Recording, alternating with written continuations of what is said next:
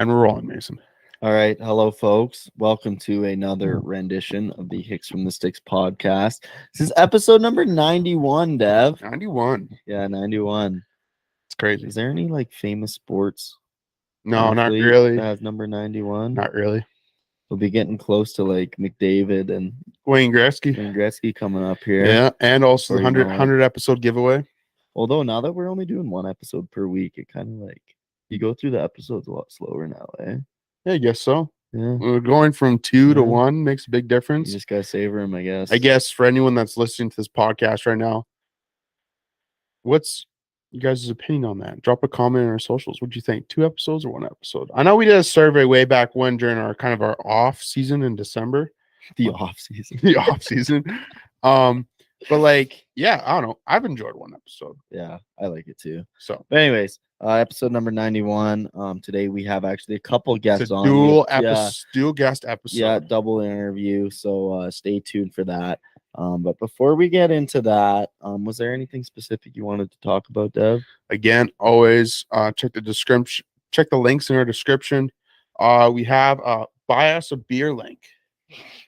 You know, it's the thing, the page is actually buy us a coffee, but I thought it'd be more fitting to buy us a beer. So I'm always down for beer. I'm always down for beer. Well, seltzer. Yeah. Or like an Arizona iced tea. Devin, when's the last time you had a gluten-free beer? Izzy got me some this summer. Thank you, Izzy, for giving me the rice beers. I think I gave it a rating of like a 5 out of 10. So you would or wouldn't have it again? I would have it again, but it wouldn't be my first choice. Okay. I'd rather have a seltzer over a rice beer. So, but have you really tested out the different gluten-free beers though? Because there's got to be one. There's probably is one out there that's pretty decent, but I personally think I'd rather just go with the seltzer because it's safe. You know? Because you like girly drinks. No, I don't like girly drinks. I just think they're safe. You know what? Yeah, that's sure. That's what you say. Yeah. Well, I feel like you're too far deep into the whole seltzer game where you probably don't even like beer anymore. I like beer. I like beer. I used to drink Molson Canadian all the time. Yeah. People give me crap for drinking Molson That was Canadian. like 5 years ago. Yeah, but do you even remember what beer tastes like? Tastes like beer. But that's the right answer. Sure. Yeah. I don't think we had really anything that exciting that happened over the nothing really. I thought, why don't we just get right away? Wait. Well, give me a second. Oh, you're curious. I just wanted to say something quick here. All right. I just wanted quick little sport talk blurb here. All right, quick. Very quick. So football's over, obviously. So now it's the hockey season. I have to admit, I haven't watched as much hockey as I should. I need to steal my Sportsnet now password from my parents.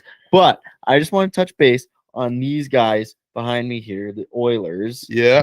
They just beat the Maple Leafs 5-2 tonight. This is March 1st that we're recording this. Yeah. Man, the Oilers and McDavid specifically.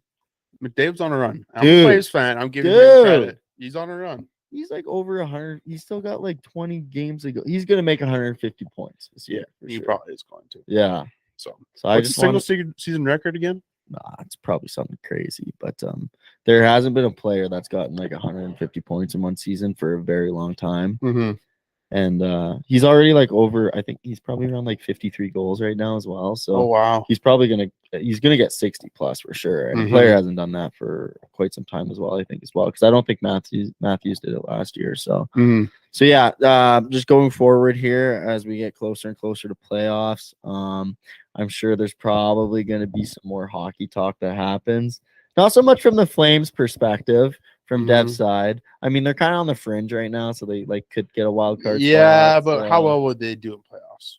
Probably Who not. knows, man. You never know. Good old Cinderella story ain't bad. That's true. Yeah, exactly. Yeah, So, I mean, look at the Canadians during the bubble year. Yeah, exactly. Yeah. So, yeah. All right. Was that your little spiel? That was enough. Your little shout. Your little shout out to your Edmonton Oilers. Yes. All right. Keep rolling, Oilers. So let's hop into our interview here. Who's going to be our first guest? Our first one is Preston, aka the VA ranch VA farmhand. Right? Sorry. He is from Virginia. Virginia's a long way from Alberta. So if you're a local listener to the podcast, it's gonna be very different. I hope you guys enjoy it. You learn a little bit about what's like to farm on the East Coast and southern East Coast, I guess you could And call it. also, I just want to say I loved his accent. He had a good accent. He had a good accent. He had a good accent. He had that nice southern accent. Yeah. So let's hop into that. Yep. All right, Mason, we're rolling. Hello, everybody. Welcome to another interview. Devin, do you want to introduce who our guest is here today? So I saw this fella through social media on Instagram and TikTok. So today we have Preston. Thanks for coming on today, Preston. What's the last name?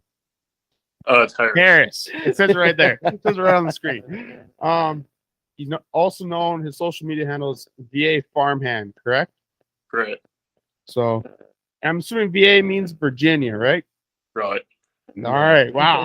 I'm just nailing it right on the head today. Damn. Usually I'm pretty bad at this. So well, yeah, Preston, I guess to start off, do you just want to introduce yourself, give a bit of background for the listeners? I'm Preston. I'm 19. I've been full-time farming about 2 years once I got out of high school. Just a hand, I own too much myself, but I've been in the industry for most of my life. And Gotcha. Did you come from a family farm, or was this something that you kind of got into? not directly on a family farm, but my family has a background in farming. Mm-hmm. What did that kind of look like in the family side? It was mainly hogs and tobacco, horses, stuff like that. Gotcha. My grandparents, great-grandparents. Gotcha. So not necessarily the mom and dad, eh? Mom grew up around it, but dad did not. Gotcha. And so then now you are a farmhand or ranch hand? Farmhand. Farmhand. All right. Yeah, we gotta get the proper terminology. Yeah, down some people prefer to say ranch over farming, which is understandable. So, I guess we're gonna do a couple icebreaker questions. So, you're in Virginia, we're up in Canada, and I found it. So on social media, I've seen a few videos where it's Americans trying to guess things about Canada. So I want to know what your one known fact about Canada is. My one known fact. Yeah. Oh.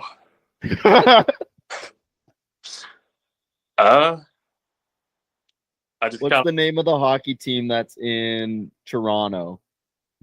I couldn't even into Canada much. Fair enough. I guess we're going to continue on this Canadian theme. What's your perception of Canadians? All I think is I've seen some pretty big farms out there, but they're all nice guys supposed to be. Mm-hmm. Supposed to be, yeah. Supposed to be. That's what they say. Keyword there. So yes, yeah. We were gonna do a little game here, but we didn't quite prep it to see how well your Canadian geography, how well you knew it. But we're gonna skip that. So, what's something though cool about Virginia that just for all the Canadian listeners that are listening? Probably the Appalachian Mountains. It's all mountainous where we're at. Mm-hmm. Is Virginia mainly mountainous, or is there also kind of some flatlands? You can get over towards further towards the coast, kind of flattens out, but most of Virginia is mountains and pretty steep ones. Yeah, pretty sweet. Is there a lot of skiing there then, or a lot of like mountain sports? Kind of like the fake snow skiing. Okay. For Gotcha. Awesome. And also, so based on what I know of the American map, Virginia's, would you say, is kind of, is it a part of the South in a sense? Right. This part of Virginia. Yeah. So what's like the food like down there? Like you guys eating like fish and stuff or not really? A whole lot of red meat and sweet tea is about it. Okay. All right. Gotcha. Oh, right on. Awesome. All right. We'll stop asking those types of questions. Yeah. So you briefly talked about you've been in it before we get into like the operation that you're at now and how, but like, what was kind of your journey before this one in egg? I got into it from a family friend. He started his operation when I was pretty early on, probably middle school, and he saw I took an interest to it, kind of took me under his wing, and I'd skip days at school, go out with him, work cows, stuff like that, and that's kind of how I fell in love with it. And when I was about 16, I went to a different part of Virginia and lived for a couple months during the summer on a big stalker operation, and learned a lot then. And then that's kind of when I decided this is what I want to pursue. Mm-hmm. Did you ever go for any schooling for it or no? I've not. Gotcha. Straight into it. That's good. That's a good way to do You it. probably learn more that way, anyways. Mm-hmm. Awesome. All right, let's talk about the place that you're at right now. So, is your official title a farmhand there? Yeah, we already covered this. Well, I'm just saying, maybe he's like the head farmhand. Maybe he's a farm manager. You know? I'd say we're kind of all the heads. It's three of us that kind of complete the operation, and we all share the same task. Gotcha. All pretty much run the place. Gotcha. And how did you get into this operation? Was it like family, friends, or anything like that, or was it just like an application in the newspaper? I had a buddy I went to high school with, and he graduated a couple of years before me, and he was leaving, and knew that I was into agriculture, and he reached out to me and said that they needed somebody to fill his position. Mm-hmm. Okay, yeah. Gotcha. Fair enough. I guess before we get too deep into that, you said that Virginia is mainly kind of mountainous. So is it mainly just beef operations that are going on, or is there quite a lot of grain as well? It's not too much grain farming. Really just not the soil for it or the weather. Mm-hmm. But in some parts of Virginia they can get around that. Mm-hmm. Is your area mostly just ranching? Most. Gotcha. Awesome. All right, let's talk a bit about the operation here. So you guys mostly just cow calf. I thought I saw some background in there, but I wasn't quite sure. So what's the main encompass of it? It's all cow calf, and we background our spring calves, Mm-hmm. and sell straight off the teat on the fall calves. Gotcha. Are is there a reason for that or no? It doesn't really pay off to background the fall calves. Just with what they usually bring, the grain doesn't pay for itself, the hay doesn't pay for itself, stuff like that. Mm-hmm. Gotcha. And then what are some of the dominant breeds within the herd at the moment?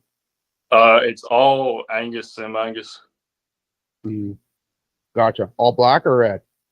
All black. We've got one red. Well, one red. One red. If you could run the place, would you go black or reds? I'd go black. Oh, okay. All right.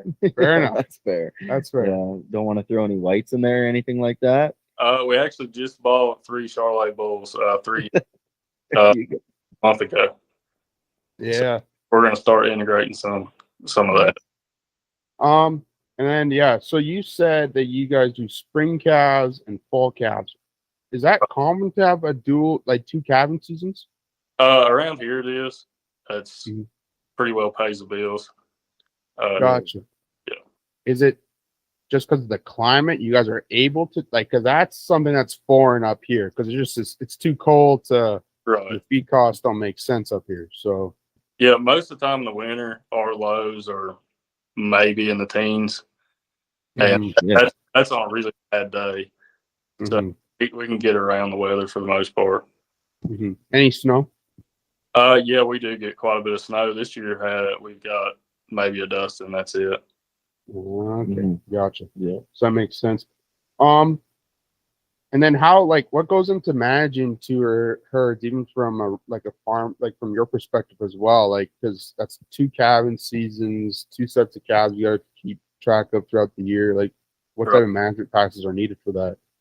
So we keep our calving seasons really tight. We like to have all our calves out in a month to 2 months, and that narrow it down and keep our time where it needs to be. Gotcha. And also probably then you're not calving for 6 months of the year, so you're not dead in the water by year 2 or 3. Yeah. Right. Gotcha. Have you guys always just ran bulls, or do you know if they've ever AI'd before in the past? We do all AI and clean all up. AI. Okay. Yeah. So do you AI then as well, or do you guys get technicians to come out? We do a technician. Yeah. Would you ever AI yourself? We've thought about trying it, but it just kind of makes more sense for us to have somebody else do it. Yeah, I agree. It's not the most fun thing to do. Well, I mean, you've done it. Yeah, and helped. it sucks sometimes. Yeah, that's fair. So where you guys are at, like I've never been to Virginia before, so I don't really know what it's like. Are you guys having to do a lot of stuff on horseback, or are you able to get away with like ATVs? It's pretty uncommon for somebody to do all of their work on horseback around here. Most everybody does it on ATVs. Yeah. Mm-hmm. I got my question now. So you don't get to play cowboy all that often? No, not at all. Would you like to play cowboy all that often, or do you play ATVs? I like to say I can beat one without it. Yeah, ATV ain't gonna try to buck you off. Right. And you don't have to feed it. Well, kind of, but not the same way. Yeah, a little different. Not every day. So I'm gonna make an assumption here. I'm assuming Virginia's quite wet though, eh? Like you get a lot of rain. Yes, especially in the spring. So how do you manage your things with that comes things like a lot of maybe some scour problems and stuff like that. How do you manage that throughout the winter with your fall calves and then that in the spring? All our cows will get a scour ball shot, and that helps definitely cut down on a little bit. We really don't have too many cases of scours. We were able to cut a lot of that out, and if we do, we can take care of it pretty quickly and make sure it doesn't spread. Gotcha. Fair enough. What's a random question? Mason usually does the random questions. I got one. What's your least favorite thing about being a farmhand? Probably the no time off and not sleeping in. Definitely. Wow. You like your sleep, eh? I used to. Yeah. Fair. Don't we all, Dev? I don't get sleep. Wouldn't you like to though? Yeah, some days. Because see, you guys aren't in predominant grain country, so I'm assuming you have to bring most of it in. So what does their feeding program kind of look like? We get it booked and shipped in through our local farm bureau, and it's kind of a three-way blend. And there is some people around who will shell corn and stuff like that, but it pencils out for us to just have it shipped in. Mm-hmm. What's a farm bureau? It might sound like a dumb question, but I've never heard of one of those up here. They're like southern states, kind of just all around place for getting the necessities for the farm. So like for translation to the Canadians or Albertans, a UFA or a co-op. Oh, okay. Yeah. Yep. Yeah, even Mason now understands. Yeah. So when you guys are feeding though, is it mostly just hay then? Or do you guys also mix in some silage there or straw, or how's that work? Well, we just started this year doing wrapped hay, but we didn't integrate our calves into that. But it's mostly second cut, free choice second cut hay, and then we'll do about 8 pounds per head a day. Oh, okay. Why second cut rather than first cut? We saw a lot more gain in them from the second cut, a lot more protein, stuff like that. Is that your guys' own hay then too, or you guys also have to bring that in? We make all our own hay. Oh, okay. Gotcha. Trying to figure out Virginia here. So it's not, I think I'm getting a grasp of it. But is Virginia a very populated state? Yeah, I would say so. Like compared to some of the other ones, or is it kind of almost a hidden gem right now? Definitely not a hidden gem. Definitely, especially this part of Virginia in the last 10 years has been really overpopulated from most people's perspective. So does that cause issues for the farmers in the area? Like, is there to a point where there's lack of farmland or ranch? Definitely running out of land. A lot of subdivisions and housing developments being built and just expanding that wasn't here before. Yeah. Mm-hmm. I guess speaking of land, do you guys have leases out there? Or is it all rented and owned and deeded land? Most of it, a vast majority, about 80% is owned, and then there are a few leases. Is that more so just up in the mountains type of thing? Right, yeah. Gotcha. Awesome. So this is going to be a really dumb question, but is West Virginia also a state, or what was John Denver talking about? Yeah, West Virginia is its own state, but Okay. John Denver, I think, was talking about the west part of Virginia. I'm not sure. Oh, okay. Yeah, let's just go with that. All right, now I got a kind of a dumb question. Why is there Virginia and West Virginia? Why not just make it all Virginia? Dumb, isn't it? But we didn't want Virginia. That's an uninhabitable place. Oh, okay. Gotcha. I'm curious. And then also speaking of feeding, since you guys don't get the cold temperatures and you get a lot of moisture, can you graze all year round? We cannot graze all year round. And a lot of people around us can, but we run such a dense amount of head per acreage that we do end up feeding hay for. We were able to draw it out until pretty late December this year, and then we'll be able to let them out on grass in early April. Oh, okay, so your feeding window is actually still quite small though, okay? Yeah, we don't have a terrible feeding season. What are so we talked about sometimes the wetness can be an issue, urban sprawl. What are some other challenges with ranching in Virginia? It's a good question. I gotta think on that a little bit. Yeah, no, fair enough. Is this so you've been doing it for a couple years now? Is kind of the end goal you see in this is to eventually have your own place with your own cattle, or where do you see the future of this going? That's the plan. I definitely don't want to be a hand forever. I'd like to do some of my own operations. Mm-hmm. Yeah, for sure. Maybe just to pick your brain for any of the possible first gen ranchers out there, what are some ideas that you have on the books or in your head that to make yourself successful with that plan? Lease land.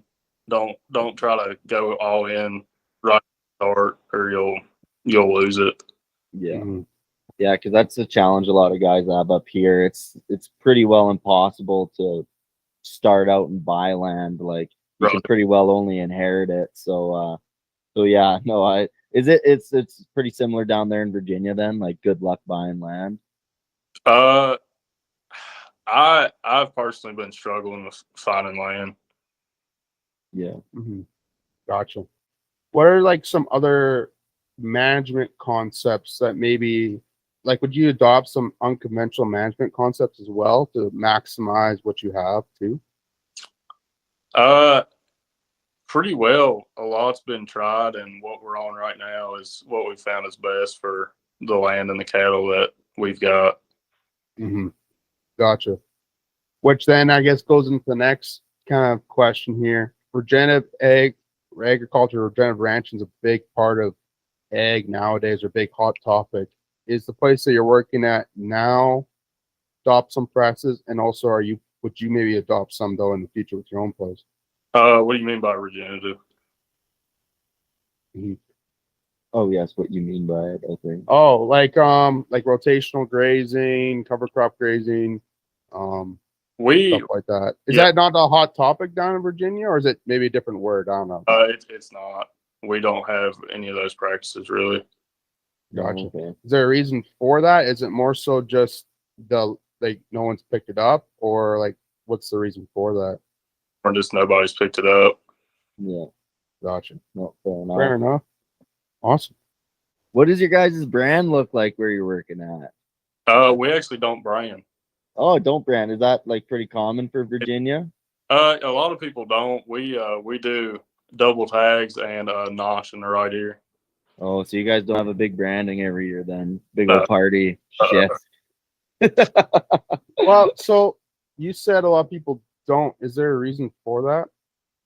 I wouldn't say any specific reason. For us, it's more of it'd just be more of a hassle to get all the calves up, and have to brand things. It's easier just to throw the ear tag and the notch in it and say good. Nah, just the convenience is a little Convenience. higher. Fair enough. When do you guys start in the morning? I get up about 4:30, and I like to be checking cows by at least 6. Do you live on site there?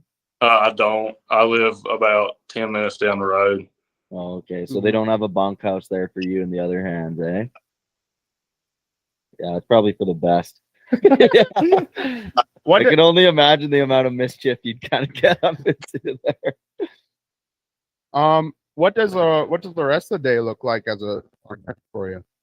Right now, go in, we check the cows and check for calves. We just started calving season about a week ago, and then we'll split off and do all the feeding, and then we'll come back around 12, 1 o'clock, and any plans for the day past that, whether it's mending fences or working cattle and stuff like that, we'll do later on.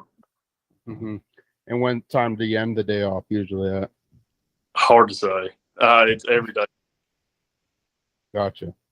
I guess I got a question now about cattle cycles, because up here, the cow-calf guys, there's cow-calf guys all over Saskatchewan, Alberta, then usually they end up in the feedlots and Lethbridge, then the kill plants and Brooks. Is there, how do the cattle move within that area? Are they going, most of your cows are going to Kansas? Could you explain that maybe to some people? So for us, we sell to a private buyer 2 counties over, and they'll pick up, and then they sell and ship out west. There's probably no specific place that they go to. It's kind of wherever the highest bidder is, but Gotcha. it's all out west. Gotcha. So most of the predominant feedlots are out west. And when you mean by west, do you mean Kansas, or do you mean west as in Texas? I mean Kansas. Kansas. You ever been to Kansas? I have not.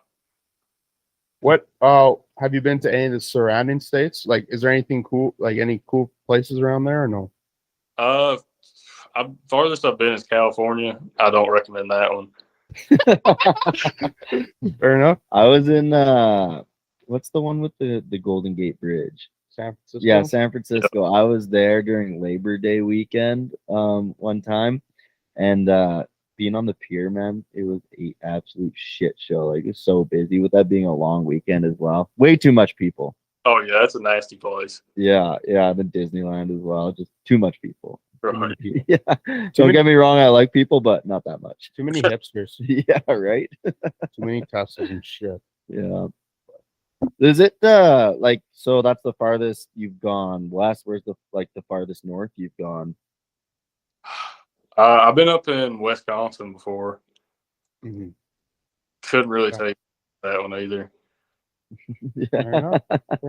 Well, don't they have I was listening to a podcast of some guys out in Minnesota, and they have a funky beer. It's called the Wild Cow or something. The Wild Cow or something. Do you know about that or no? So he's 19, Dad. Oh, right. Shit, I forgot about that. Oh. What's the name on your fake ID? I don't have to have one. I look a lot older than I am. Yeah, when you go to get smokes at the gas station, they don't even second guess it. No, they don't. Yeah, that's perfect. There's there any good bars in your area? No, not here. No, you got to go to the big cities for that. I would say so. We've got a lot of college towns around. Yeah. Oh, okay. So is a rodeo pretty popular in your area then? No, it's not. No. Got to kind of travel for those. Mm-hmm. Mm-hmm. So it's just shop parties, eh? Yeah, that's for the most part. Yeah, there you go. Hey, ain't nothing wrong with that. Ain't nothing wrong with that. Yeah. Back to the ranch. A bit of a tangent there. That's okay. Back to the ranching side of it. Did you find it difficult getting into the industry? Honestly, for me, it wasn't. I can see how it would be for a lot of people now. A lot of places aren't hiring, can't afford to hire. I was lucky I got into it when I did. Mm-hmm. If you weren't in ag, what would you think you'd be doing now? I'd say I actually went to school for welding. Mm. High school, I kind of did both. I was farming and going to welding school, but that's probably what I would have followed. I bet does your boss now appreciate the welding experience and you're able to fix a bunch of shit around the place? Yep. Nice. It comes in quite handy. Yeah. Are you like, so equipment or wise out there, like, since they don't have the large grain operations, are you guys running mostly like mid-sized tractors, like 200 to 300 horse type of thing, or like is the equipment quite smaller and easier to handle? The biggest we've got is a John Deere 7800. We run pretty big hay equipment for our area. Mm-hmm. Like we got a 560M silage special baler, which is a pretty big baler, and 30-foot drive, stuff like that, and center pivot mowers. Gotcha. That's about Are most guys running Deere in your area? No, it's actually going mostly Kubota now. Oh, okay. Kubota, Yeah. really? Yeah. Which is, it's sad to see. I'm not a big fan. I don't think I've ever heard of an area that went Kubota. Usually, like, there's like areas that flip between the major three, but never Kubota. Wow. Yeah. I mean, orange can sometimes be an okay color. It pops. It pops. Yeah, it definitely does. Yeah. Awesome. With the hay side of things, when you talk about second cut, is that second cut alfalfa, or are you guys doing like a mix? Like, how does that look? Yeah, we'll first cut alfalfa, second cut alfalfa. We usually get about 3 to 4 cuts off the alfalfa, but we've only got 2 fields, about 40-ish acres of alfalfa, and it's not 100% pure alfalfa. It's kind of a mixture of fescue, alfalfa, orchard grass, stuff like that. Mm-hmm. It's like the haying side of things. Is there a lot of hay land in your area, and is it mostly alfalfa, or are guys doing like some of the Timothy stuff and other blends? Yeah, there's not a whole lot of planted hay in our area, but where we're at, it's in a big valley. It's actually really good hay ground. You hay on it if it's a season dry. Gotcha. Any irrigation or no? No irrigation. That was my Well, that's probably my dumbest yeah. question. But Yeah. Woof. yeah, well, Yeah. I'm glad. Wait, so Virginia, I know we keep on going back to questions about Virginia, so I apologize for that. But Virginia, like, touches the ocean, right? It does. Is there like any good beaches out there? Or is it all just like gravel? I think most people consider Virginia Beach trashy. It's definitely a sandy beach, but I don't think many people enjoy going there. Have you ever surfed? No, I'm definitely not a surfer. Gotcha. Okay. All right. We talked about the cabin side of things. We talked about the haying side of things, feeding. So with I want to go back to the AI though. So is there a reason for that? Is it more to maximize genetics, or is it just a convenience thing again? Like, how does that? Why AI over? We're trying to maximize genetics. We keep everything to replace cows with. So we're wanting to get the best traits that we can. Especially helps with the amount of that we have to buy. We can't afford to go buy a $20,000 bull to put out in the herd, especially with the turnover rate. So it makes more sense to try to AI those genes into it. Mm-hmm. Gotcha. So I guess instead of a brand in there, the big AI party. Yeah, there you go. Yeah, there you go. Yeah. If you could, would you only calve once, or do you like the dual calving? I would. I don't really like the spring calving. It's definitely a lot harder on us and the cattle, but I do like the 2 calving seasons. Okay. Now I got another question about that. Why usually generally, because up here everyone spring calves because it's easier. Well, it's again economical, but easier. So why is it harder down there to spring calve than fall calve? Just with the weather thing, the side of things, where Virginia is mostly warmer. There in the springtime, it really hits the cattle pretty hard, makes them drop off, and it's just harder to keep things alive and well then. Mm-hmm. Fair enough. Gotcha. Because it's too warm? Too cold. Oh, Too too cold. cold. Yeah, I thought you said too warm at first. I was like, what? Well, and also, is it quite humid there as well? Yes, it is in the summertime. Don't think I could ever do that. Yeah, you probably couldn't. I'd be sweating buckets. Uh, Have you ever toured other operations within your area type of thing and seen different things that are maybe unconventional?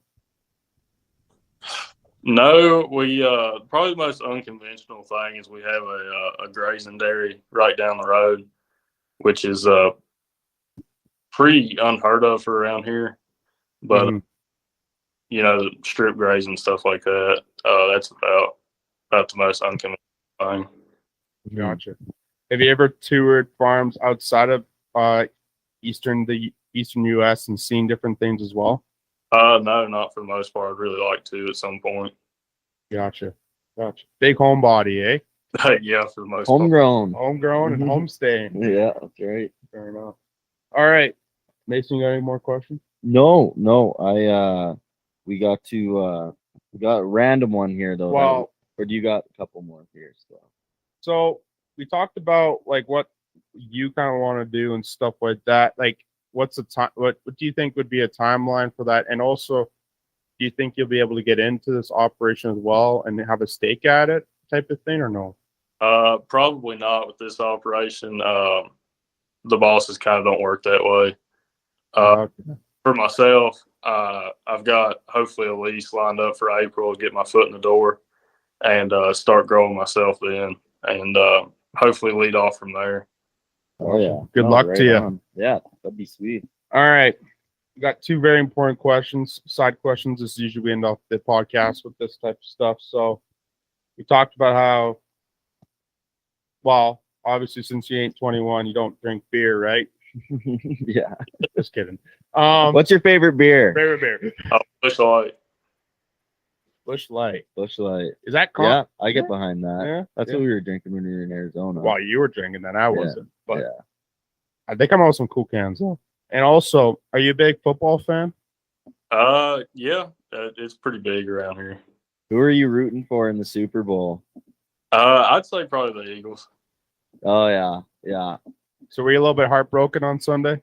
No, I was in bed by halftime. Fair enough. Yeah. Yeah. Right Watch Rihanna sing and then go to bed, basically. Right. Yeah. Fair enough. Perfect. Fair enough. All right. Well, anything else? Man? No, thanks for coming on here. This has been fun, and yeah, good luck to all your future endeavors for sure. And You want to shout out your socials again? It's VA_farmhand on both TikTok and Instagram. there you go. Sweet. Everybody, go give that a follow. Awesome. Thank you again. Appreciate it. And that was our interview with Preston. Thanks again, Preston, for coming on. Preston. I hope people from like the local people that listen to us learn a bit something a little bit different because it's a different type of ranching out there. So Learn about what's going on way down there. in Virginia. Yeah. All right, but now we're gonna hop into everyone's favorite segment, the Western Word of the Week. This is Devin's favorite segment, actually. I think it's everybody's favorite segment. You know what? I started saying that once. I don't think it's anybody's favorite segment. I'm pretty convinced that nobody actually likes this shit. All right. But you know what? We do it anyways. So the Western word of the week that we had for this week, I'm trying to find where it is. Where the hell did it go? Oh no, you All right, lost all it. right, all right. Oh, you found it. You found it. Fiddle. Fiddle. Oh, well, I'm assuming it's not the actual instrument, is it? No, it's not the actual instrument. All right, what's a fiddle? Or what You is? don't want to make a guess? It's like messing around. No. Oh. Yeah, you know what? You're probably never gonna guess this one. It's a slang name for a horse's head. Oh, So the rider strives to keep a bronc from putting his fiddle between his feet. oh, So I don't really understand that. not really me neither. I don't really understand the lingo. Uh-huh. Obviously we didn't grow up in the Wild West, so maybe Yeah. there's a language barrier there Maybe. that we're just not quite that sure about. Mhm. But there you go, folks. Fiddle. Fiddle. Are we gonna do a second one, Mason, or are we gonna stick with just Do the you fiddle? want a second one? Sure. What's the second one? Okay, well, give me like a second here. If you All want right. some people. All right, I'm gonna shout out a few people, of course. Again, links in the description. Shout out to Bar Double Diamond. Use code Hicks10 for some discounts. She has some pretty cool wild eggs. I think she even said she's about to drop some too. So be sure to check that out. And also our good old friends James and Izzy at Tall Timber Calico. Link in the description. Go buy it if you're in the Alberta. I guess if you're in Central Alberta, go buy some beef. So awesome. All right, Mason. What's the second Western word of the week? Okay, so the second one, I kind of like it. It's kind of fun. No breakfast forever. Oh. No clue. All right, so no breakfast forever is said of one caught in a prairie fire. So this is another one where I don't understand where the hell that came from. What But does it it mean makes by sense. prairie fire? Does it mean like an actual fire in the prairies or like a prairie fire shot? Obviously he means getting caught in an actual fire. I don't think in the Wild West they were mixing Everclear and Tabasco together and calling it a prairie fire. And no breakfast forever. I mean, if you get caught in a prairie fire, you're probably gonna die. So the opportunity of having breakfast again probably is pretty slim. So no breakfast forever kind of checks out. Yeah, fair enough. Fair enough. Yeah. All right. Well, thank you again, Mason. Yeah, no problem. All right, and we're gonna hop right away into our second interview. Now, this is a returning guest, Brody Nestrovich. He came back. He just came back from Australia. He did a little tour. I don't know if tour is the right word, but visit. A little stint. A little stint. That's a better word. Thank you, Mason. A little stint in Australia. So he came on and kind of talked about it and what it was like to be Canadian and harvest crops out there. So and just how everything's different than over here. So hope you guys enjoy that, and let's hop in. All right, hello everybody. Welcome to another interview brought to you by the Hicks from the Sticks. We have a two-timer on here now. We have Brody Nestrovich. If you guys remember him from the first time we had him on, it was that was like one of our first interviews a long time ago. Yeah, I think it was 4 or 5. February last year. Yeah, something like that. And if you remember, we interviewed him about the cricket stuff, but we got him on for a different reason this time. He just recently had a little vacation, if you want to call it that. Working vacation. Yeah, working. I don't know if vacation's the right word. Part of it. But you were just recently in Australia for how many months? Basically 4 right on because I calculated it, and it was about 121 days. Was that like for while you were farming, or is that including the all total? I was working for about 2.5 months. Okay, so yeah, we just wanted to get you on here to, figure out what Australia is like, because obviously Devin and I have not been there, and I don't really want to go on that long of a plane ride anytime soon. So. And yeah, I thought it'd be cool too, just to see from like a Canadian's perspective. Because we can relate to you being Canadian, right? Your Canadian perspective on what Australian agriculture is like too, right? So, and what maybe you can bring back over here, right? So, yeah, for sure. So, tell us about about redneck shit over there. There's probably like nothing you'd want to bring over. No, I feel like there's a lot of stuff here. He's laughing because he knows it's true. Well, would you say that? Okay, let's get into some of the questions here. So, would you say that Australian agriculture is ahead or behind Canadian agriculture in regards to things like technology, practices? What from your perspective? So I'm going to start off with this fact. When I applied to go to Australia to get my visa, I always understood that Australia was ahead of us in technology, right? I applied to get my visa, and by the time I hit, and this was back in June of last year, so when I hit submit on my application, I had it back before the "we're processing your application" email even came in. Oh wow! So not even 3 seconds, right? Jeez. But they have on the email over there, yeah, they do somehow. But on the agriculture side, it's honestly surprising how far behind they are. Okay. Like they're basically like the forgotten cousin. For instance, with John Deere, with the SF6000 receiver, they have trouble getting anything for that. So like with John Deere's new SF7000, like that's light years away for them. Mm-hmm. But yeah, like the equipment over there is exact same when it comes to model year or what technology's in it. It's just they're slower adapting for some reason. Okay, so equipment's pretty well the same. It's just some of their practices are a little outdated compared to over here. But in some ways, they have us beat as well, just because they're dealing with different issues that we don't have, right? Well, and that's just it. Yeah. So, I guess that probably factors in a little bit. You all right, Dev? Yeah. All right. My computer likes to have like multiple search engine safety things. I always do the pop-up windows. Are you searching up certain things on your laptop? No, That was coming up, Dev? No, I don't. Sicko. Anyways, all right. So let's talk about the beginning of your trip. So, what day did you leave? Where did you go first? So from Calgary, that was a time getting there. I flew out of Calgary and then flew to Vancouver, and that was an hour and a half flight, but it was delayed, which was kind of nice because I had a 5-hour layover in Vancouver. And then from Vancouver, I flew to Hong Kong, 13 and a half hours of flying. Holy. And then luckily that plane got in late because that was supposed to be a 12-hour layover, which turned into a 10 and a half. Layover? Yep. So did you leave the airport?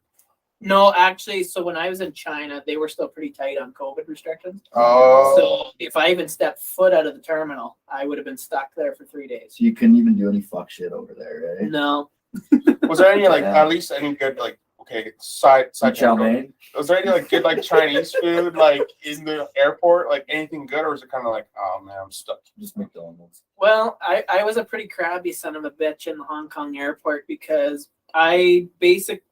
when I got into Hong Kong, it would have been the same time zone as Western Australia, thank God. So it was easier to start adapting earlier. Mm-hmm. But so Hong Kong time, I wouldn't have eaten since 2 in the morning, and I didn't eat till 2:30 on that same day because nothing was open in the terminal until noon. Oh, okay. Really? Yeah. They don't even, have It was a breakfast Sunday, and with the COVID restrictions, I think there's no vending machines, nothing. Nope, nothing. Jeez, that's bullshit. Get your shit together, Hong Kong. Did you even get water? Well, yeah, I you think can it'd do do that. much for you when you're hungry. I mean, just get your stomach. well, beer. Did you at least get beer? No. Yeah, so that's well, the actually, question. when I got into the lounge, I did. Oh, Yeah, I was gonna say that's the question everybody probably wants answered. Did you get drunk prior to getting on one of these planes? Did you do No. the Derek Bentley song "Drunk on a Plane"? I couldn't because when I got into the lounge in Hong Kong, I was only in there for 2 hours, so it was literally scarf down as much food as I could, and then thank God I got the last booking for the showers before boarding the flight. Mm-hmm. Then I had to run to the plane, get on, and then it was just under 8 hours to Perth. So, Got into Perth at 2 a.m. So I would have left here on the 30th of September from Calgary. And I got into Perth on the 3rd of October because it was 2 a.m. on a Monday. So how uncomfortable was it sitting in a plane for that long period of time? Honestly, going there wasn't too bad. Maybe just because of the longer layovers, but yeah, going there expecting it wasn't terrible, but coming home it was rough. Yeah, I feel like Devin and I would want to kill ourselves. Yeah, just chop our legs off right at the knee. Yeah, I'm done. Yeah, but considering I had Yeah. a full backpack under my seat going there, it wasn't too bad. Okay. yeah. So I've done one of those when I went to Ethiopia the second time. Oh, yeah. I was about this height already, about 6'3", 6'4". So I still had a couple inches left to grow, but I was about that height, and we did an 18-hour flight from Toronto to Ethiopia. 18? 18. Did they let you just lay down in the middle of the plane? No, they weren't. You could barely even get out of your seat. Yeah. Yeah. The only time you get out of your seat was to go to the bathroom, and then usually your bathroom breaks turn into half an hour bathroom because you just want to stand up. So yeah. Yeah, sure. That's what you're doing in the bathroom for half an hour. Man, you're just on a different wavelength compared to me and Brody here. All right, so you land. Hey, you're the one making it dirty, man. Who knows? Maybe you got a puzzle in there. Whatever. Who knows? Whatever. You got the crossword. You're doing that on the toilet. I'm more of a Sudoku guy, but whatever. Bullshit, you're a Sudoku guy. Oh, I am. No way. Yep. You ain't that good at math. I'm pretty good. Whatever. So you landed in Perth, correct? Correct.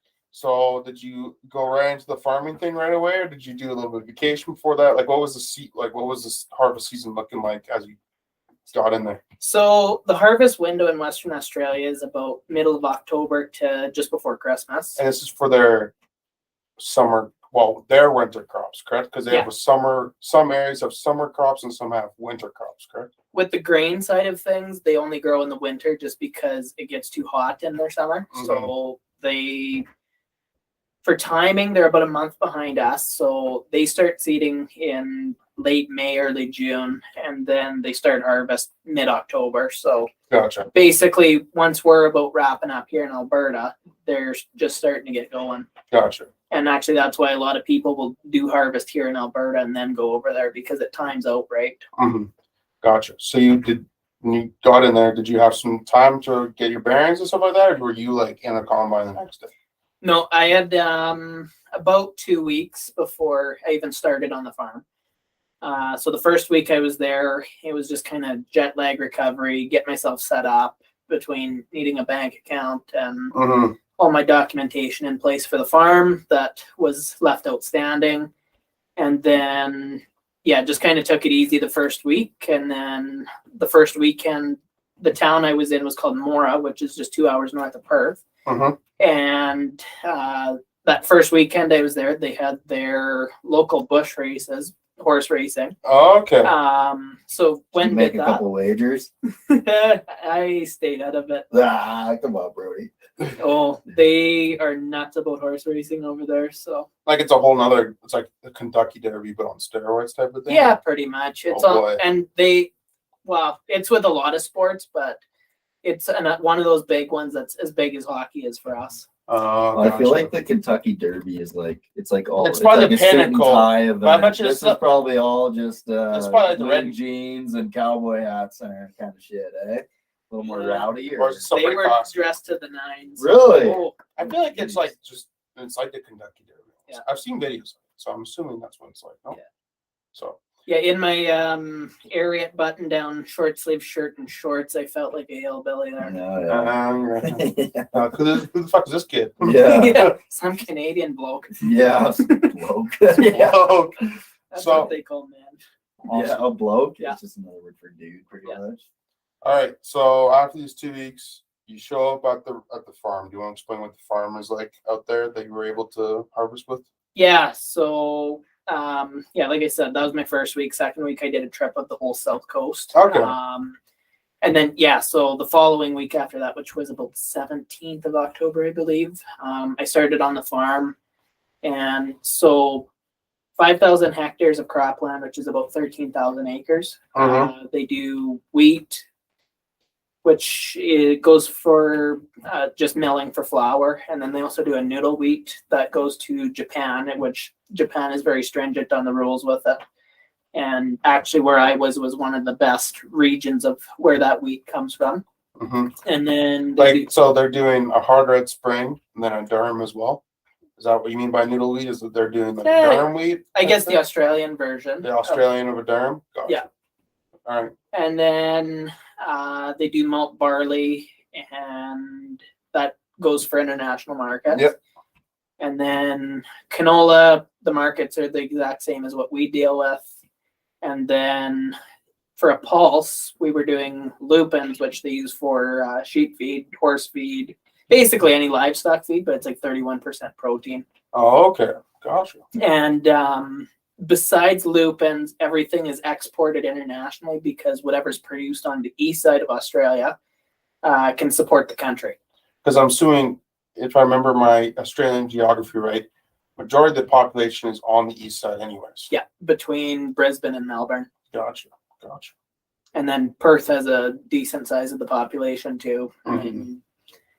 I'm not sure about Northern Territory and Southern Australia as much, but their capital cities would have a decent population too. Yeah, but they produce on some. Is it Eastern Australia? If I'm correct, is the area where it's like the more intensive agriculture ground because they're getting the 2 seasons type of thing. Yeah. Yeah. Gotcha. Yeah, Western Australia for the most part is just single crop per year. Mhm. And then like even where I was is very new to crop production within the last 15 years Mhm. because it was all sheep and some cattle. Gotcha. And actually the farm I was on, they only had 3,000 sheep and they downsized from 10,000. Holy, that's a lot. Yeah. Like all breeding stock too? Yeah. Oh wow. Could you Yeah. imagine lambing out 3,000 sheep? That would 10,000. That'd be a lot. Oh, I That'd couldn't be a lot of rounds. imagine. Imagine if you got a bunch of triples and quads. That would Yeah. suck. Yeah, my first week and a half at the farm was actually a lot of sheep work, and 3 Yeah. days of weeding was a lot. Which is good for your part in a sense because you kind of want to get into that business. We could talk about that another time or later on. But Yep. so you get there. What crops are kind of getting ready first? Because I know out here it's usually your pulses are going. Maybe not your lentils, but for sure your peas. And then you get into your cereals and then your canolas and oil seeds and whatever specialty crops. Maybe you have pivots down stuff. So they're a little bit backwards from us. They Mhm. take the canola off 1st, Mhm. and we were actually picking up 40-foot windrows. That was nuts with a Class 8 combine. Oh boy. And then what did we went into the barley next just because there wasn't as much of it and just to try and get it off in time. But Mhm. also one grading factor in Australia that's very important there is the color. So, and we have that as part of the grading factors here, but we don't make or break decisions based on the color. Gotcha. Yep. So we were harvesting it depending on how it was coming off. Okay. Because instead of what we have over here where you would unload off combine into grain cart, into truck, and to the farm to put it in a grain bin, it goes from combine to grain cart to field bin to truck right to the terminal basically. Oh, okay. Does most farms out there, do they have their own on-site storage bins or is everything going to the terminal? They have some on farm storage. Like a lot of guys will keep their lupins on farm a lot longer because they're using them to feed their sheep or because they can wait till a bit later because a lot of people would haul them down to Perth mostly. Gotcha, yep. Because the local plant was more so the oats, the wheat, the barley, and the canola that it would accept. And but anyway, so other than that, unless they needed to dump something into a bin for a short period of time, those bins are only used for seed and fertilizer storage. Gotcha. Do they ever have issues with how hot it gets with bin storage? Did they ever talk about that at all? Because I know out here for us it's different because you're not really storing in bins during the hot season. That's why Canada's. I've been involved in ag. I've noticed that Canada's one of the only places that actually stores grain. Sorry, just got off work again. Just stores grain on farm. We're one of the only countries that actually does it because we can do it with our climate. So in Australia, it's not popular. Is it mostly because of the climate, you think? Or? Yeah, it gets too hot because there's enough insects that'll damage or eat the grain, right? And then are they storing on piles in the terminal or are they going to bins? Yeah, big piles. And like I actually got to go into the terminal one of the days that I was off from combining. And all these pits, and there's heaps of them, like I'll get into that in a bit, but these things are the width of a football field and as long as about 3 or 4 of them. Holy. And just full of grain, and they can fill up in 2 weeks, no problem. Oh, wow. Yeah. It was just mind-blowing. Yeah. It's crazy because we don't really see that out here because we have all that little independent terminals. Then it goes to a big terminal on the coast. But I guess for you being so close, you're able to see that, right? So yeah, cool. No, exactly. And like all these big pits. So this year was a really big crop for Western Australia. Yeah. And like before we were even done combining, like the plant we had nearby right in Mora was full. Yeah. So we had to find other places to dump the last little bits. And so that was fun. But they started off the season with still being about a third full because they had a big crop again the year before. Yep. And they did expand. But they've been having some issues with their rail lines trying to haul this all down to Perth. Yep. The trains only take so much at a time. So they're estimating that they're going into harvest next, or I guess this year now, with the place still half full. Oh wow. Which, if they have another big crop, they're kind of screwed. Yeah. Yeah. Yeah. All right. So it goes canola, And then you try barley, to do the barley, and then after that, what's next? do the wheat, Yeah. but we switched a bit back and forth between the wheat and the lupins. A, for grazing needs for the sheep, and B, depending on what the weather's looking like. Because with lupins, if it's too hot, pod shatter goes through the roof, Yep. and your losses go through the roof. So, and I was actually kind of lucky. Like, this was a bit of a cooler harvest for them, so I didn't die. The hottest day I experienced was 39, but it was getting into the low 40s after I left. Because boy. when I was, or my last day, there was one field left, which had been about 600 acres, so they would have gotten it done in 2.5 days. Oh, okay, gotcha. Awesome. Let's talk about, if it's all right, if you know them off the top of your head. What's the yield differences? You said they had a big crop. What's a big crop to them? I think I have it on my notes because I did not remember everything. So the wheat was about on average, I want to say 4.5 to 5 ton to the hectare, which would translate to about, well, around Olds and Innisfell, like we aim for about 100, 105. Yep. They would have been about 55 to 60 on average, maybe. Yep. And Is that on both the noodle wheat, well, the noodle or the durum, whatever you want to call it, wheat, and the red spring are both about the same, or is the red spring or the flour wheat, you could call it, I guess, too higher? yeah, they were both pretty comparable between both the milling wheats for flour. The two varieties, they had some significant difference, but I Mhm. think it was just how the year went because it was a very wet year over there as well. Mhm. Like I was straddling the combine over some sprayer ruts that would have been up to my chest, so Oh. 5 feet at least. Nice. Yeah. And they're not used to that though usually. It's usually pretty dry. No, that's pretty damn wet. Mhm. You know, they'll sometimes get a decent amount of rain, but Mhm. nothing like that. Gotcha. And what was canola looking like? Because I know guys out here, they weren't happy with their canola Yeah. crops, but I'm assuming they're pretty happy out there. No? Yeah, it was a pretty big canola crop. It was about 3-ish tons, so that would be about 40 bushel. Yeah, way better than out here. The barley averaged about 45 to 50, Mhm. and then the lupins would have been about 30, 35. Mhm. So barley really doesn't average that high out there compared to over here. No. Well, and the trouble with over there is they're actually some so their soil is mostly sand. Mhm. Like some days it looked like you were combining at the beach.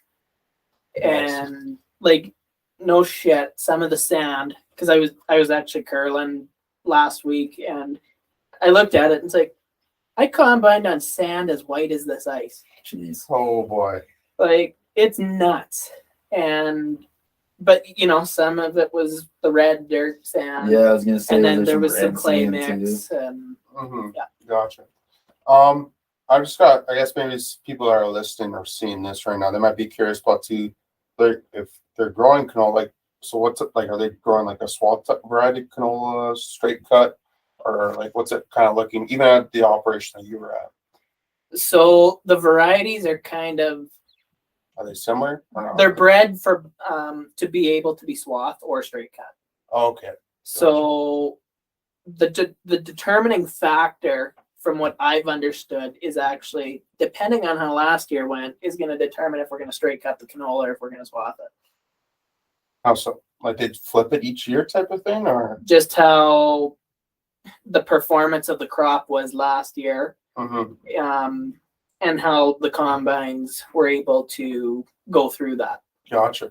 And now, because you said they breed them a bit differently, but are they pretty similar varieties to what we have out here, or not? Or no? Yeah, they would be fairly similar, but Yeah. obviously being in a different country, like it's the same, like in vigor but it's all, of course, way different numbers that are foreign to me, right? Yeah, exactly. Fair enough. Awesome. So you get through the whole season type of thing. Yeah. So you get to the lupins and the cereals and stuff like that. At the end of the season, and maybe reflect a bit on your whole season, what was your favorite aspect of harvesting in Australia? Honestly, like running the combine was the exact same as here because I've run a Case 8240 here and I ran a Case 8240 over there. Same machine, but the terrain and how it reacts to the crop was so much different. You want to expand on that? Yeah, so one question I wanted to ask is like, what was the landscape like that you were working with? Is it just flat shit out there, or did you have hills to deal with? Was there mountains over there as well? Like, there was everything from flat as a pancake to your combines like going down a hill that's, what would that be, 20 degrees, and your crop and your drawers going up and down the hill. Yeah, and then you're in sand, you're in sandy clay soil, and then you're in rocks, like any rock that could be from the size of what we would call a tiny little pebble, so the size of your pinky nail, up to the size of your head. Probably your body. Okay, yeah, if not bigger. Gotcha. So, but what was the highlight though of this whole experience?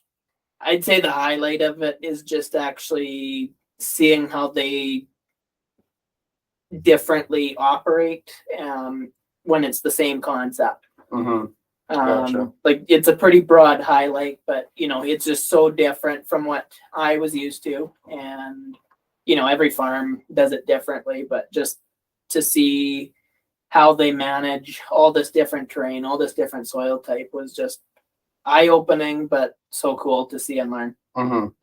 When you're having chats with the guys out there, what were some of the challenges that they maybe if you guys talked about challenges out there, what were some of the challenges that they have that maybe we don't have out here, or maybe they're the same? That was very much discussed. One instance I actually kind of found interesting is like the Case of New Holland combines. Well, John Deere's got it too, but they've got the automation.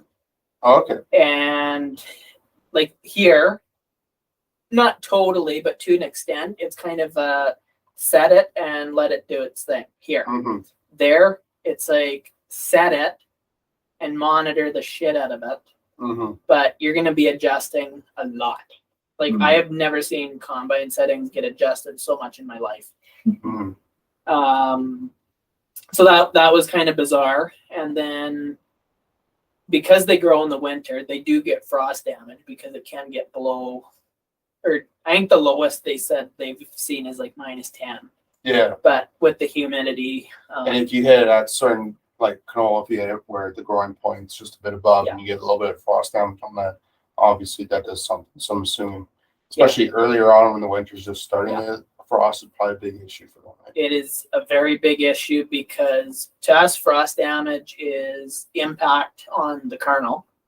Where there, it's impact on the plant during critical stages of growth. Yeah. And so you're, instead of just seeing impacts on the kernel, you're seeing major yield reductions. Gotcha. In spots. Fair enough.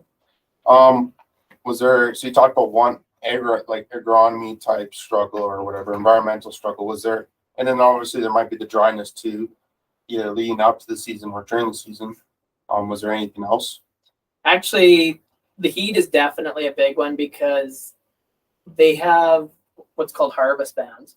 And when you're like, especially during harvest, when you're trying to go, it has to be above a certain temperature. The humidity's got to be at a certain point, and the dew point's got to be at a certain level. Like there's all these different factors that go into the calculation. But as soon as they put a harvest ban on, like you got to get the hell out of the field quick and have everything shut off within 10 minutes. Really? Like, well, how do these guys, if they're in the middle of nowhere, know when the harvest ban comes on? Or is there just a big whole system that they? So the Shire, which is like, it's almost like a county, but the towns are included. So like we're in the shires of Morat and Dandaragan and Barberton.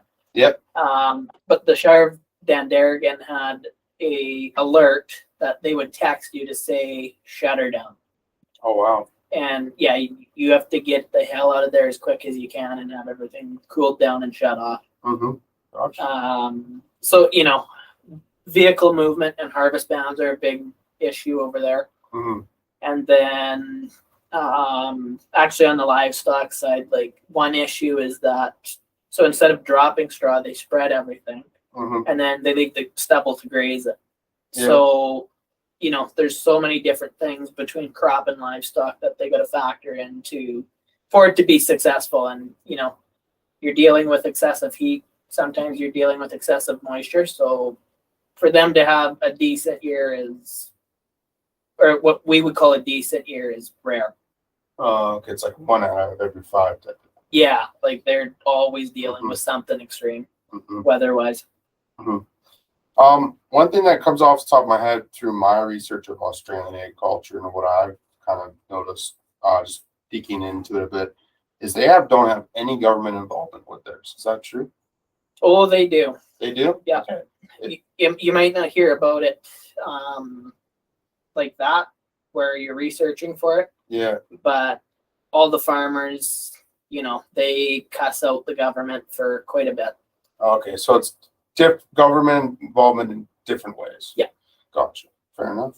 Awesome. Yeah, I won't get too deep into that because my knowledge is like not much. Yeah, that's fair. I thought I'd ask because I've seen Let's something. not get political. I've seen some things where like the Australians don't get the the financial support that the Canadian farmers get from the Yeah, and government. that's actually it is more the financial side of things. Yeah, so yeah, I was just curious on that.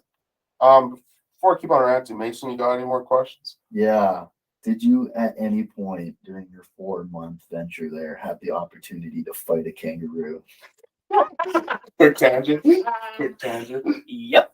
Actually? Yep. And I won. Did you fuck it up? So we were shutting down for the night. You got to beat up a kangaroo. Yeah. We were shutting down for the night, and so the one other guy who was my age, him and I got in the ute and we're headed back to the yard to go drop off the service trailer. And anyway, so we're driving back and we're just about to leave the field because these fields are fucking massive. Like some fields are 20 acres, some are 975 acres. Yeah. It's nuts. But yeah, anyways, we're just about at the approach. And just because the kangaroos being out at night is a big deal. So everybody's got the LED lights that literally light up the whole place. And there's this kangaroo just bouncing across the road.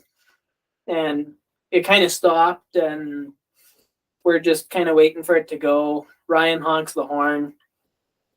Decides to turn around and charge us. Really? And so it runs into the front of the ute, goes off the side of the bull bar, and it fell down. So I like to say I got in a fight with a kangaroo.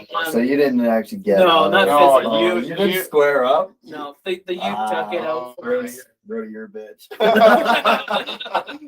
You had a prime opportunity. Its face was frightening when it was running at Oh, us. dude. Yeah, those things probably are pretty menacing looking, eh? Yeah. They're just weird animals if you think They're just about weird it. and they look muscular. Any photos I've seen, they just look Yeah, muscular They look as shit. shredded. Actually, when I was doing my Western Australia South Coast road trip, we were heading down to, so Esperance is right on the absolute south. And we were cutting cross country to go down there.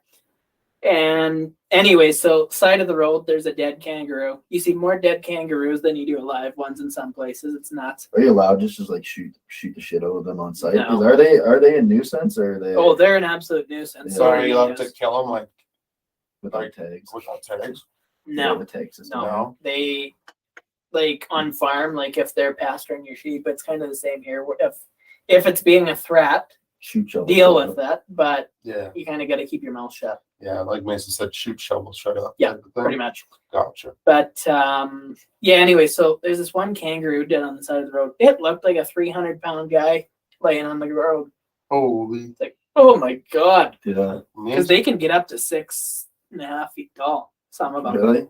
Wow.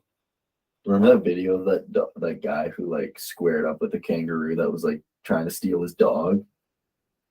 No, I don't know. Anyways, search it up. It's a funny video. Awesome. All right, back to the farming. Let's go. You talked a bit about the equipment. What's some of the cool stuff that you maybe saw? Like, did you do any farm tours after your couple months of working, or like? Not in Western Australia, but when I was going through Queensland, I did do a tour on a cotton farm. Oh, okay. What were some, even including that tour, what were some cool pieces of equipment or something things that were different that you saw?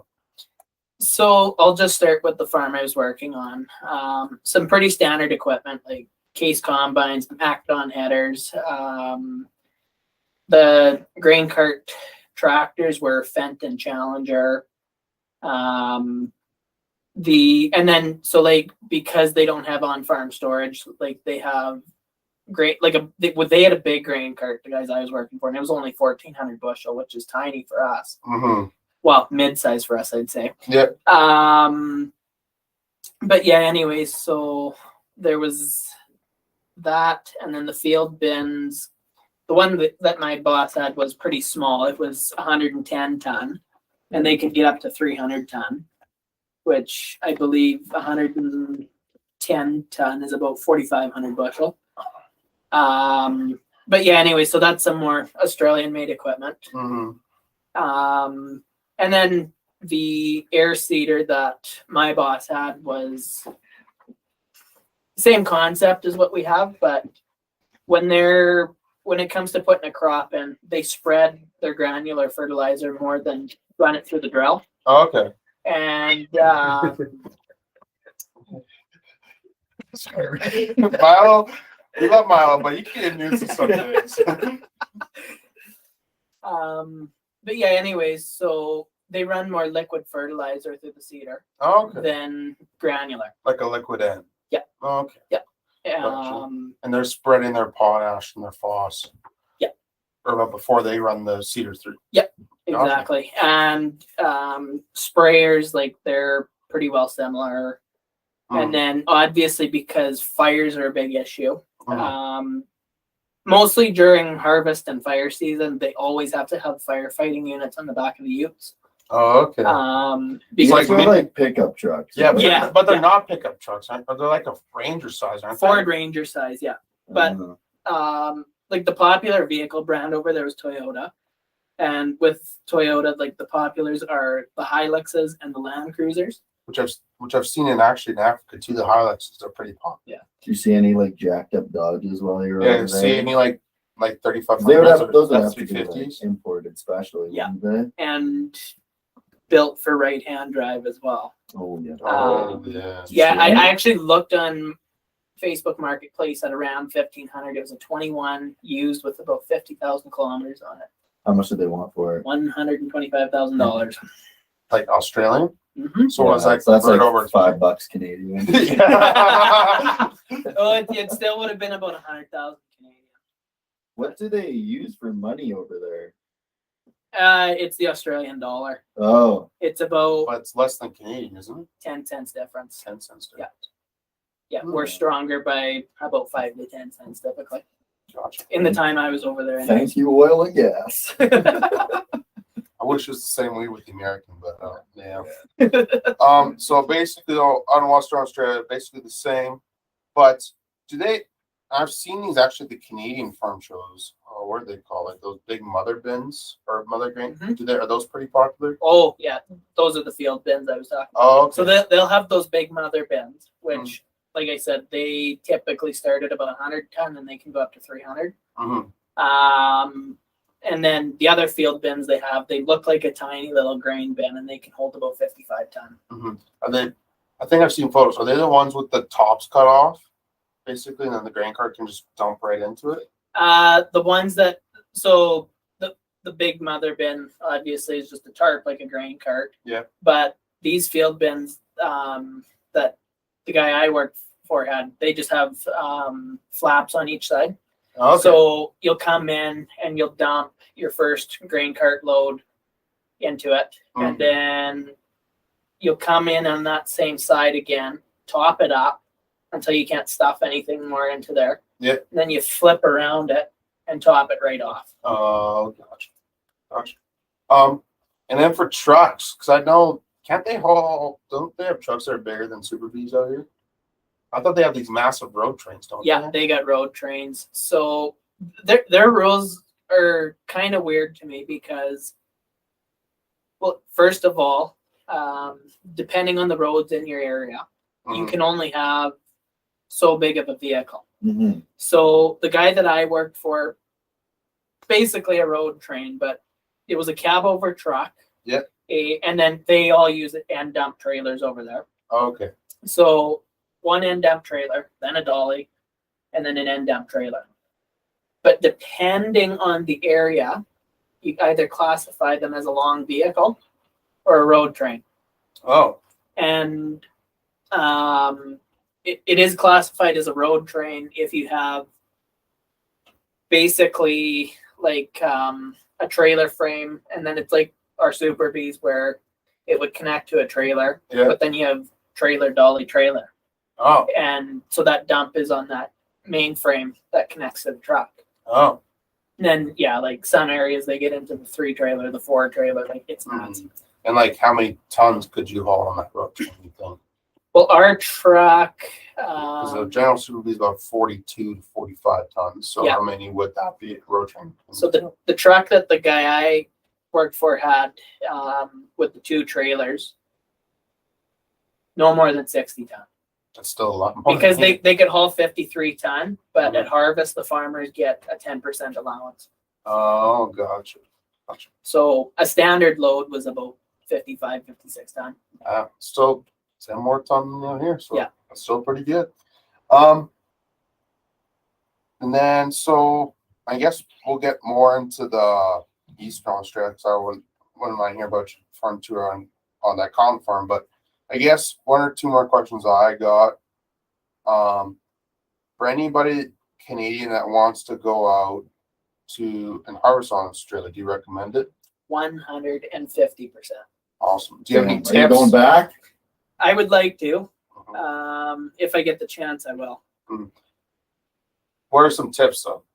Because you're a foreigner, right? You're going to a foreign country. So what are some tips for some guys that are thinking about doing it but aren't sure? Well, I mean, the general tip with going to Australia is the culture is very laid back and they speak their mind. So be prepared for that. And you got to be really willing to step out of your comfort zone and be pushed to the absolute limit. Because, you know, there were days that I was absolutely stressing out, but, you know, I was just amazed to hear my boss say at the end of harvest, it's like, for your age, I'm so amazed at how well you can operate. And like, I never run grain cart before until, well, I ran for 3 days before I left for neighbors, but I drove it quite a bit over there and they were shocked that I never run one. Cause I like, the guy who led harvest operations, he's like, I don't know how you haven't done this before because you're like my ideal grain cart driver. Okay. Awesome. But so, yeah, you gotta expect like that crazy ass terrain, the big rocks, the big fields, and that you might have to go 40 kilometers an hour to go from one side to the combines. Oh wow. I guess probably learning some of the lingo wouldn't be a bad idea. Yeah, so don't be dropping C-bombs, folks. Just because you go to Australia, don't mean you're Australian. So you let them drop C-bombs. That's not for you to do. What speaking of lingo, just a little side tangent. What's some lingo that you kind of picked up? Thongs is flip-flops. Yeah. So, like I said earlier, a man is a bloke. Drop a C-bomb. No. A woman's a Sheila. Sheila. Yeah. Sheila. Okay. What if your actual name is Sheila though? You're a Sheila. Sheila the Sheila. Sheila the Sheila. Nice. And then like I was saying, like what we would call a pickup truck is called a ute. A combine is called a header. A header is either called it's either called a front or a comb. Comb. I like comb. And is there a difference between a pickup header and a straight header? Yeah, they call the straight cut headers. Do you call like a short comb a pick? No. Fun. That's such a bad joke.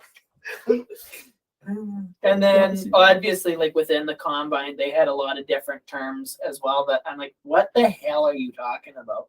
But yeah, and then fields are paddocks and grain carts are chaser bins, and It's just completely different. Just take the big yeah, picture. like honestly, I was on the phone with somebody back home, and like at this point, I had all the lingo pretty well down pat, and that's all I was saying.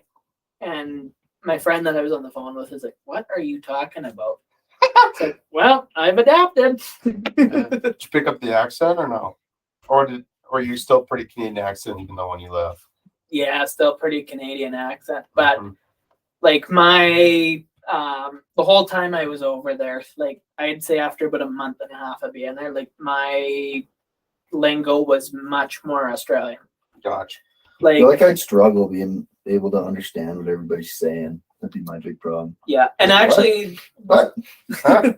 What'd you say? the Australians they talk a little bit slower, so it's easier to understand. Mm. But New Zealanders talk like the accent is fairly similar, but it's a bit faster. So two Kiwis talking to each other, like I'm like, I can't even understand you. Gotcha. But They like being called Kiwis. oh yeah, they don't mind it. Yeah. They say it themselves. Oh, okay. Okay. I never knew if they liked that or not. Mhm. But no, I would say I'd probably learned like damn near 500 to 1,000 different words. Oh wow. Whole new dictionary. Yeah. Funny.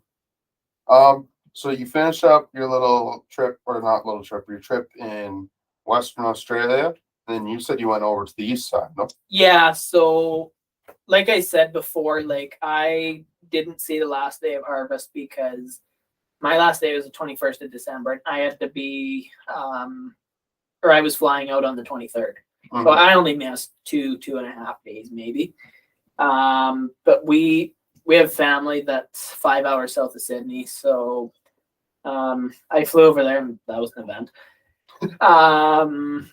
So all your flying was just an event. Yeah. So when I was going over to the East Coast, I was going over to our family's place to spend Christmas and New Year's with them.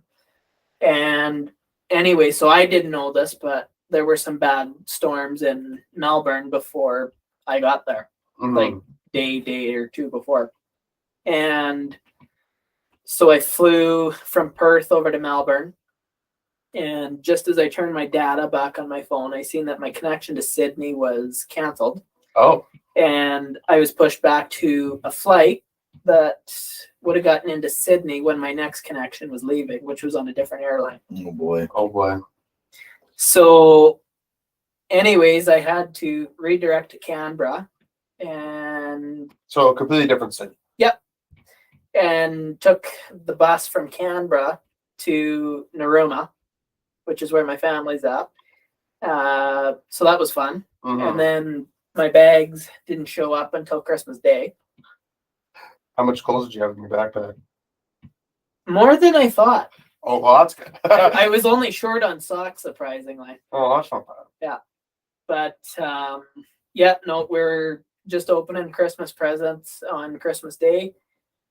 And doorbell rings What'd you and get for Christmas? my bags. Your clothes. I mean, with those being your only clothes, I bet you that was a pretty good Christmas present. Yeah. Yep. Yeah, no, it was nice to see them show up. Mm-hmm. And then, yeah, so spent Christmas and New Year's there. And then I went and traveled around. The original plan that I was basically going to start in either Brisbane or Melbourne and then work to the other. Mm-hmm. But then this all came up that I was going to the families for Christmas. So I went there Mm-hmm. and I home based out there for 3 weeks because the plan kind of changed. Yeah. And so I went into the snowy mountains and out of them down to Melbourne, back up the coast to Narooma. And then once I got back from that road trip, I just took her easy for a day to do laundry and all that. Then I went into Canberra and seen a bit more of that. And then from Canberra, I went back there. And then I flew up to Sydney, and Dad actually had come over for the last 2 weeks of me being there. Oh, that's nice. And I was supposed to be over there until the 12th of February, but with him just being there for 2 weeks, it's like, wow, I might as well not stick around for another 2 weeks if you're here. Mm-hmm. So came home on the 29th of January instead. But Mhm. yeah, so I went and picked him up. and we rented a little camper van. Oh, nice. Went back down to the family so he could go say hi to them, and then we basically hightailed it to a town called Gameri up in Queensland, which is where a friend of my cousin, his parents are out there, and like they did cattle themselves, so they showed us around their place, and then. Are they on one of those big? You hear about here the big like cattle stations? Is that what they run, or is it more of a small They were further into the outback, and then they moved out to where they are now, and just they don't run any more than 30 head a year now. Okay, gotcha. But did they ever talk about their experiences owning the station, or not really? Briefly, but not big time. But I know my cousin's friend. He said like when they were driving cattle out in the outback, they would literally, because it was in like high 40s, low 50s for temperature. Yeah. The only way that they could get through the night to actually sleep was exchanging sheets throughout the night and pulling them out of the freezer. Oh shit, that'd be terrible. Yeah. Yeah. No, they like their air conditioning over there. I would too. I like it here where it's plus 20. So yeah, no, that's fair. So maybe just a little bit more agriculture talk here. So were you able to tour any farms on that side of the Australia? Yeah, so when we're up in Gameri, that's where the cotton farm was. And so when we went there, like didn't get to see any of the equipment because they didn't have any on site at the time. Like for the harvester, the planter, but tractors, tillage equipment, seeing that sort of stuff. But it was interesting just to see. Like I think they had about 5 or 6 different irrigation systems on the farm. Really? Yeah. Like they just pivots and wheel lines. And flood irrigation. It was all sorts of stuff. So there was flood and like the manual one where you siphon the hose. Yep. And then let it run down. And then there were actual systems, but it was cheaper to siphon it. But they did have a couple systems where it just pulls out of the ditches. And then they had, I can never remember the names, but one that goes across, but it also follows the trench line all the way around. Oh, okay. So it turns the corners and it Yeah. does a big square. Yep. And then they had a few pivots. Couple wheel lines too, or no? Yeah. Yep. Yeah. Gotcha. Like it was just amazing to see all the different irrigation there and even just different soil types within the farm. And yeah, I'm assuming just seeing cotton farming too, so that's not that's pretty foreign to hear. So yeah, and it's an interesting plant to look at too. So like, It's like a shrub, isn't it? Pretty much. And like, don't they do multiple seasons with it, or do they have to So they replant it every time. But what's interesting about it is they'll harvest the fluff. Yeah. And then I can't remember if it's on the cotton harvesters nowadays or if they go in behind it later, but they collect the seeds and it goes for feed. Oh, okay. High protein. Gotcha. Do they collect the corn stalks too for feed? Because I know they do that. They just mulch it. They just mulch it. Because I know they do that in the southern states. A lot of dairy farms in like Arizona and stuff. Yeah. It's like basically their straws. They throw corn stalks in. Yeah. No, they just mulch it all and then start the process over again. Even just from your driving, what were some of the different types of farmers you were kind of seeing? Because you were doing a lot of driving last time. Yeah. I believe I drove damn near 10,000 kilometers. Holy shit. But yeah, no, like in all my travels, so like through New South Wales and Victoria, it's a lot of livestock, a lot more cows. Like there's more sheep from what I've seen in Western Australia. But yeah, so lots of cows, lots of dairy, and especially where our family's at, like just to the south of them, there's a shit ton of dairy, and like the biggest dairy processing plant in Australia is there as well. And then when you start going north towards Sydney, you kind of see some grain crops, but not as much. And then you see lots more livestock, lots more vegetables and fruit and whatnot. and then north of Sydney to, I can't remember where in Queensland, but you start seeing a lot of sugarcane. Mm-hmm. So yeah, see big a lot- variety. I think I saw a few documentaries on the sugarcane in Australia. Did you see all the little train systems that they had there? Because I'm Yeah. pretty sure they load them straight into trains off a field almost, and then they just go to the plant. Yeah, damn near that. Yeah, that's pretty cool. Yeah. That'd be cool to see. And you know, like Australia's, I think, a good country. Like they're very heavily agricultural. Mm. And what I like about it is you go into a grocery store, everything that's on the shelf was produced in Australia. That's pretty dope. that's actually Like they, obviously not everything, but like a lot of the produce, a lot of the, like it's basically the international cuisine is all that comes in. Mm-hmm. It's pretty cool. Like craft dinner. Didn't see any crab dinner. They don't have any craft dinner. No. It sucks. Did it They have like a different variation of it. Oh, probably, but I wasn't paying attention. There's too much other good food there to be having craft dinner. Yeah. Yeah, so awesome. You got any more questions, Mason? Which side of the country had better babes, the west or the east side? I know you were looking, Brody. No, I was. Oh, what was better? Well, I mean, they call the Gold Coast for some reasons. Which coast is that? It's on the East Coast, up around Brisbane. Okay. No. That's a lot of the beachy area. Like, you know, in Australia, like doesn't matter what side or what area you're in, there's tens and ones, Mm. Tens and ones. Tens and ones and nothing in between. pretty much. Damn. That's tough. Yikes. It makes me think of there's one episode on Family Guy where they're going through Russia. Yeah, it was the same ooh, thing. ooh. Did you check out any of the nightlife while you were there, or did you keep it pretty professional?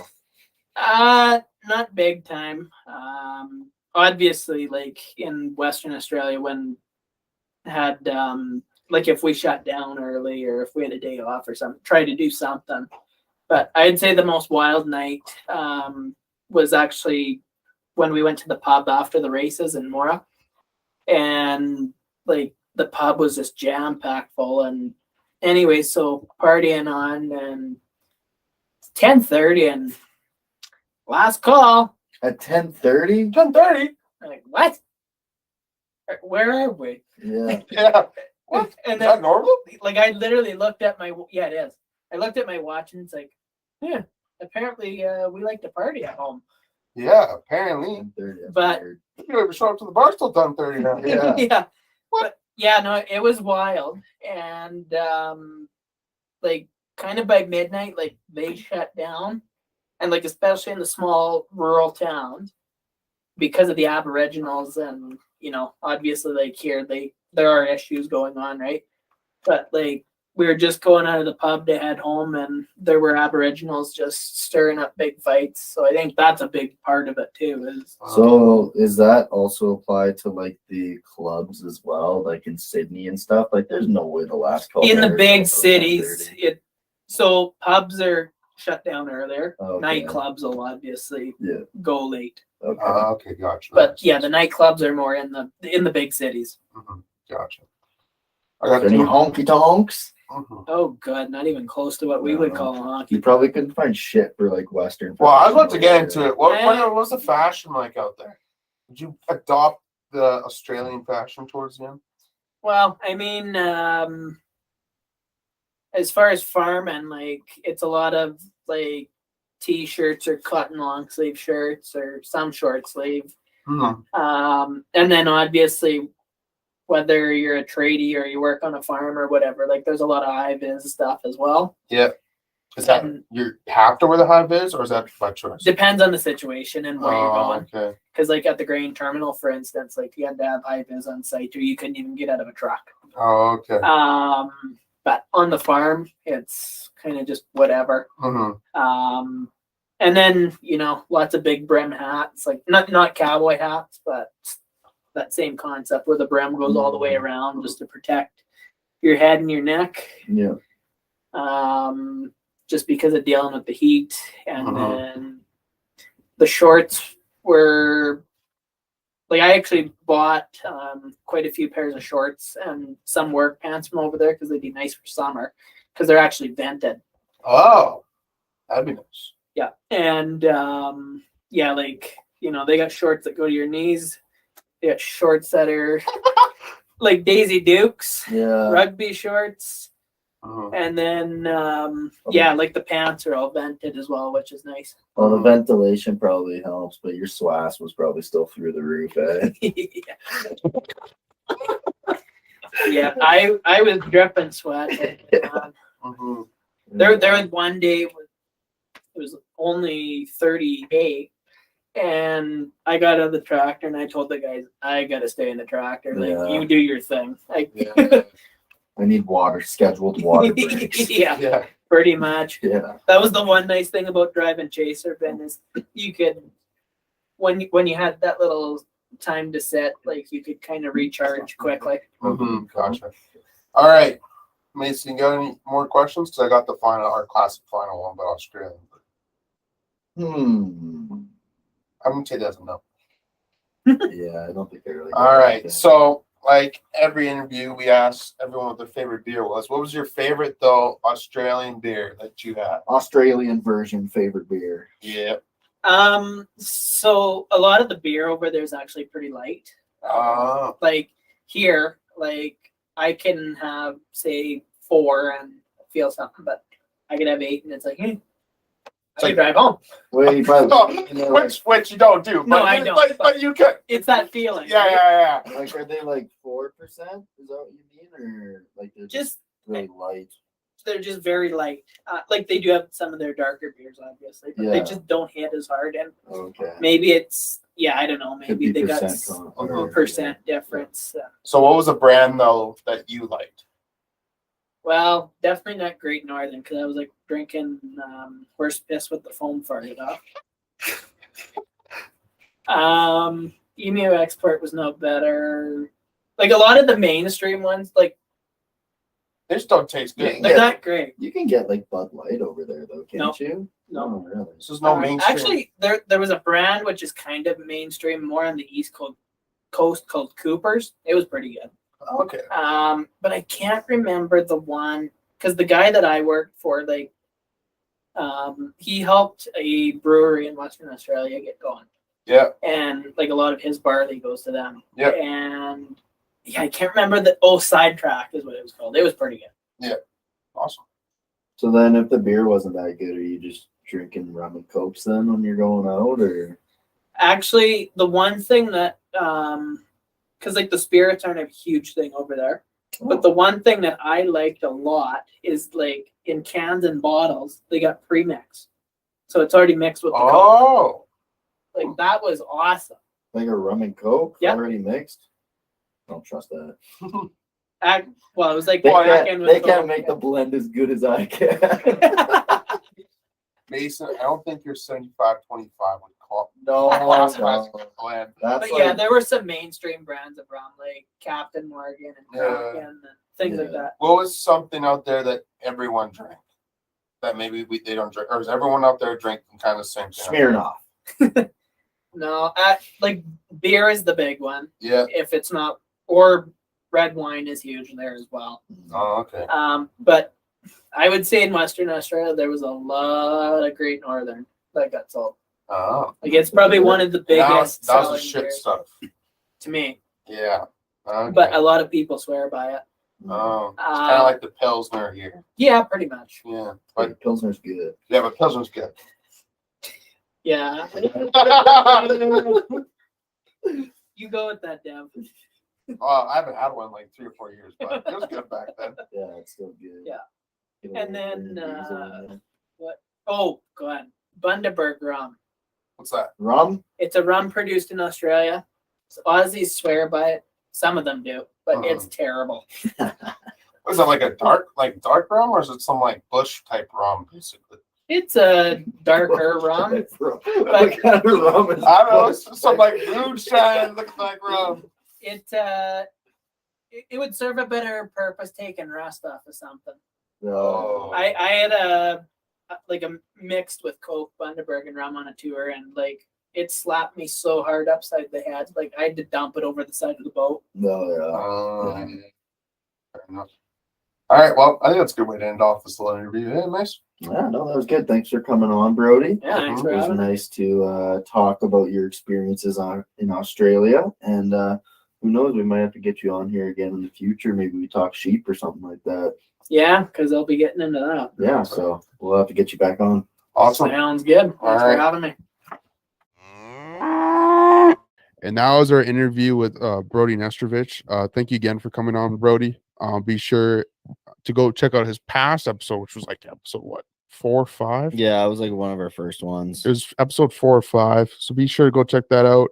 And then yeah, other than that, I think we're gonna wrap it up for today, Mace. Yeah, I think we're gonna keep the banter pretty low on this one. Stay tuned for next week. Devin and I, we've been crushing some interviews lately, so Some good we got ones. some pretty cool stuff coming up in the pipeline here. So just stay tuned for that, everybody. And also, if you're like someone that likes to listen right away on the Sunday or the Monday, be sure to check out our Instagram and our TikTok. We're having that Sunday we'll start our road trip from Arizona back to Alberta. So be sure to check out our stories for some interesting stuff that we are doing along that trip. So also, I've been talking to quite a few people about like one of the things we talked about in our last episode about like how cool pirate ships are. Yeah. And it's kind of been a 50-50 split between 50-50. people who think my idea is cool all right. and people who shit on it. All right. So Maybe we'll throw an Instagram poll tomorrow. I know I'm right. So Yeah, well, we'll throw an Instagram poll. Anyways, so be sure to tune into our socials at Hicks from the Sticks on Instagram, of course, TikTok, Twitter, and Facebook. And also check out our YouTube channel. hell yeah. All right. Tell a friend. Tell that friend to tell a friend. All right. Have a All good right, night, y'all. Take care, folks.